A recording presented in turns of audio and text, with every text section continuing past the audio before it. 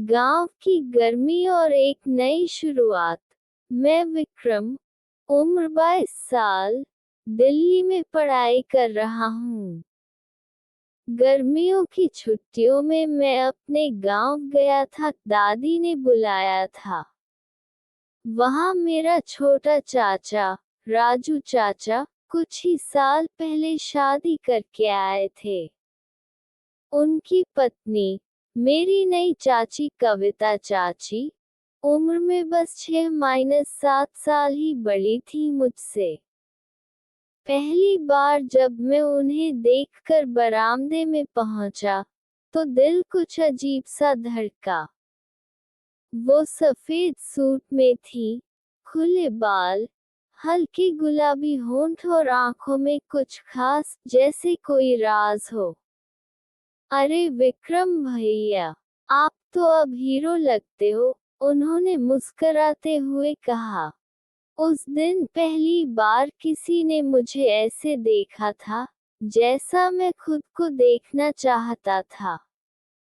दोस्तों, अगर आपको हमारी कहानी पसंद आ रही हो तो हमारे चैनल को सब्सक्राइब जरूर करना और वीडियो को लाइक करना तो बिल्कुल मत भूलना और कमेंट में जरूर बताना कि आपको कैसी कहानी पसंद है। और दोस्तों, हाँ, ध्यान से एक और बात सुनिए कि यह जो भाग चल रहे हैं, इन भागों में अगला भाग सुनने के लिए हमारे चैनल सब्सक्राइब जरूर करना ताकि आपको अगला भाग सुनने में कोई परेशानी ना हो। धन्यवाद आपका दोस्तों।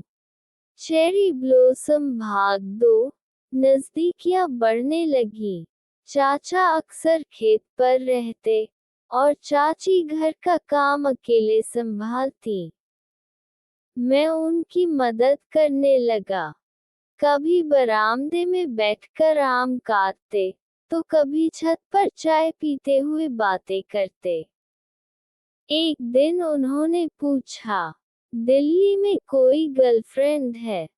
मैं मुस्कुराया, थी, पर अब दिल किसी और के लिए धड़कने लगा है। उन्होंने धीरे से पूछा, किसके लिए? मैंने उनकी आंखों में झांकते हुए कहा, जिसकी मुस्कान में सुकून है और आंखों में समंदर। वो कुछ नहीं बोली, बस हल्की सी मुस्कान देकर चली गई। चेरी ब्लॉसम भाग 3। छत पर वो रात। एक रात बिजली चली गई थी। सब सो गए थे, लेकिन मैं छत पर टहल रहा था। तभी चाची भी आई। नींद नहीं आ रही, उन्होंने कहा। मुझे भी नहीं, मैंने जवाब दिया। हम चुपचाप बैठ गए। चांदनी रात थी और दिल की धड़कनें कुछ तेज। चाची, मैंने धीरे से कहा, आपसे कुछ कहना है, बहुत दिन से छिपा रहा हूँ। वो मेरी तरफ देखने लगी। मैं आपसे प्यार करने लगा हूँ। आप सिर्फ मेरी चाची नहीं, मेरे दिल का चैन बन चुकी हैं।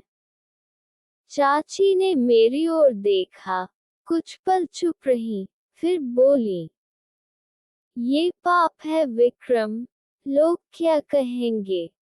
मैंने कहा, प्यार पाप नहीं होता चाची, नजरों में गुनाह हो सकता है, दिल में नहीं।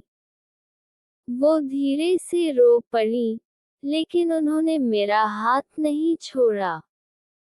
चेरी ब्लॉसम भाग 4। दोराहे पर दिल। अब हमारी मुलाकातें छुपकर होने लगी। वो मेरे पास बैठती, मुझसे बातें करती, कभी कभी अपने गाल मेरे कंधे पर रख देती।